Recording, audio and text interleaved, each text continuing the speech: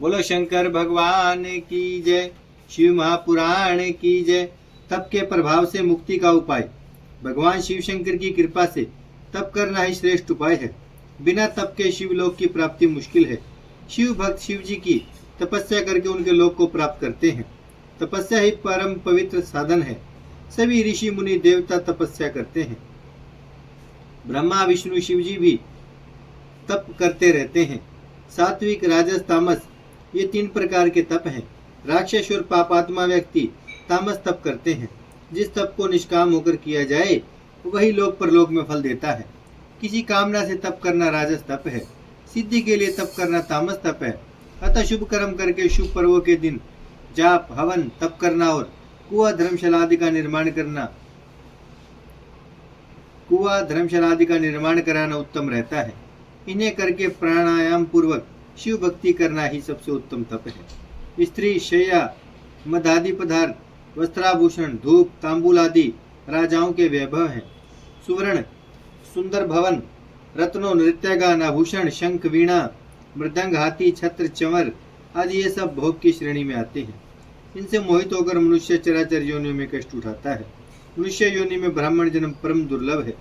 जो व्यक्ति ब्राह्मण होकर अपना उद्धार करने में असमर्थ है उसके समान मूर्ख इस संसार में कोई नहीं होगा। भारतवर्ष की भूमि कर्म और फल भूमि कही गई है।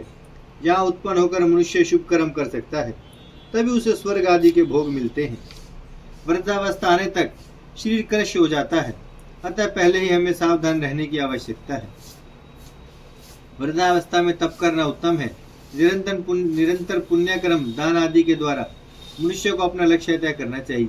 नहीं तो यमराज के यहाँ रोते चिल्लाते तरह तरह के कष्ट भोगने पड़ेंगे। जो व्यक्ति सब प्रकार के शिव जी की शरण में चले जाते हैं वे जल में कमल की तरह से भी पापों से अलग रहते हैं। इसलिए शिव जी का नाम इस संसार के भय से मुक्ति दिलाने वाला परम कल्याणकारी है। गर्भ में स्थित देह तथा वैराग्य। व्यास जी सनत कुमार जी से बोले, अब आप देह की जो गर्भ स्थिति होती है तथा जीव को वैराग्य कैसे होता है यह बताने की कृपा करें। सनत कुमार जी ने बताया, शरीर में भोजन का रस रूप तो सारे शरीर में नाड़ियों के द्वारा प्रविष्ट हो जाता है। इसमें से मैल नेत्र कान आंख दांत लिंग गुदा मूत्राशय कफ स्वेद आदि के द्वारा बाहर निकलता है। समस्त नाड़ियां हृदय से जुड़ी हुई हैं। उनके द्वारा ही समस्त शरीर में रस पहुंचता है। वही रस आत्मा में परिपक्व होकर त्वचा बनकर समस्त शरीर में लिपटा रहता है। फिर रक्त बनता है। उसके पश्चात रोम बाल स्नायु स्थित मज्जा नख आदि उत्पन्न होते हैं।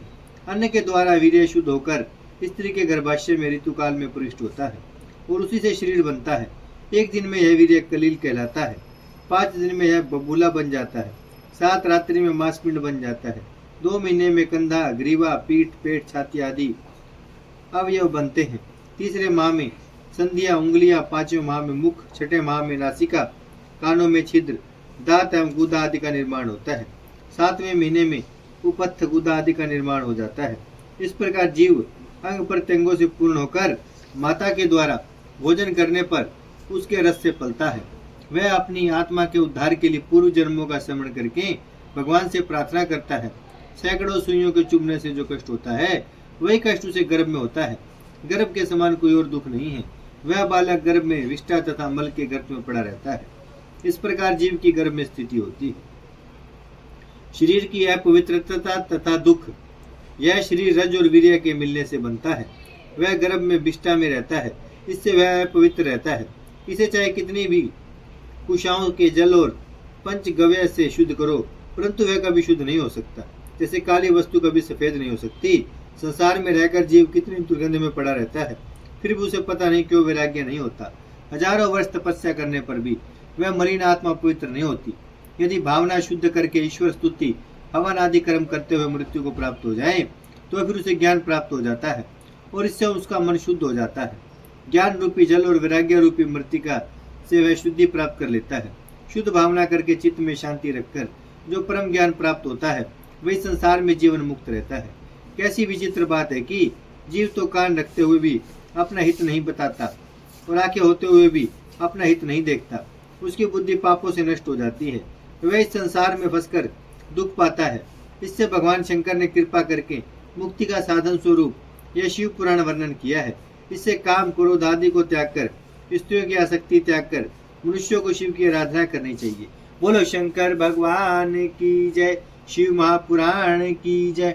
भजमन नारायण नारायण नारायण, श्रीमन नारायण नारायण नारायण, लक्ष्मी नारायण नारायण नारायण, सत्य नारायण नारायण नारायण।